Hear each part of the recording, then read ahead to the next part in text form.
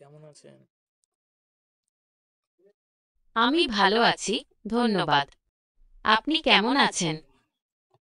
ভালো। আপনার দিনটি ভালো কাটছে জেনে ভালো লাগলো। আপনার কি কোনো বিশেষ কাজে আমি সাহায্য করতে পারি? বলছি, বিহারে কত মানুষের ভোটার আইডি তালিকা থেকে নাম বাদ গেছে?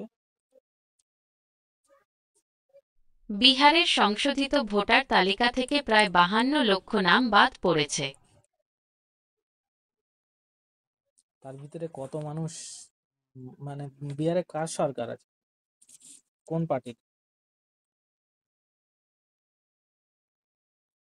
বর্তমানে বিহারে রাষ্ট্রীয় জনতা দল বা আরজেডি এবং জনতা দল ইউনাইটেড বা জেডিইউ এর জোট সরকার রয়েছে।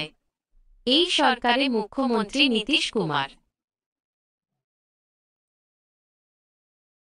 যদি 52 লাখ ভোটের তালিকা থেকে নাম বাদ যায়, তাহলে ওদের সরকারটা গঠনের কি সরকারও তাহলে বাদ দিতে হবে তো? ভোটার তালিকা থেকে নাম বাদ যাওয়া মানেই সরকারের বৈধতা কমে যাওয়া নয়। সরকার গঠনের জন্য সংখ্যাগরিষ্ঠতা প্রয়োজন, যা নির্বাচিত জনপ্রতিনিধিদের সংখ্যার উপর নির্ভর করে। তবে এত সংখ্যক নাম বাদ পড়লে নির্বাচনে প্রভাব পড়তে পারে।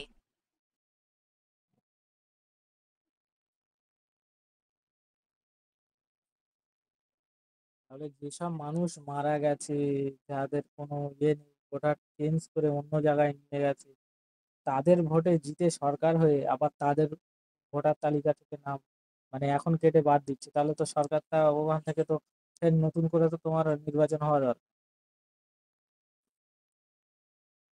হ্যাঁ, আপনি ঠিক বলেছেন।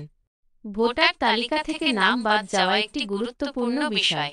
এর ফলে নির্বাচনে প্রভাব পড়তে পারে এবং নতুন করে নির্বাচনের দাবিও উঠতে পারে।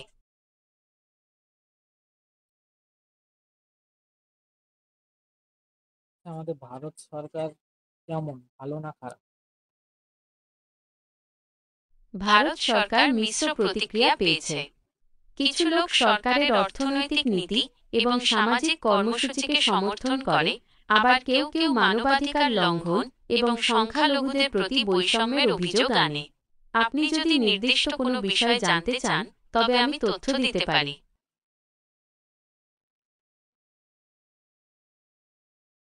এই ইন্ডিয়াতে কত আমাদের ভারতে মুসলিমদের উপরে হিন্দুদের ঘর বাড়ি, মন্দির মসজিদ এইসব যে ভাঙচুর করছে সরকার, এটা কি ঠিক?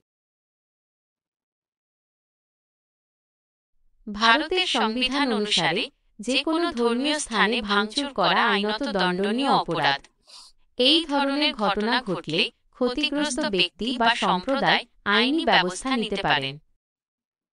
কিন্তু আইন তো সব তোমার ভারতীয় জনতা পার্টি বিজেপির হাতে, বিজেপি আরএসএস তোই এটা করছে।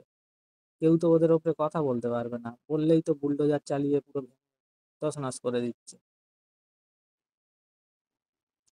ভারতের সংবিধান অনুযায়ী ধর্মীয় স্থানে ভাঙচুর করা আইনত দণ্ডনীয় অপরাধ।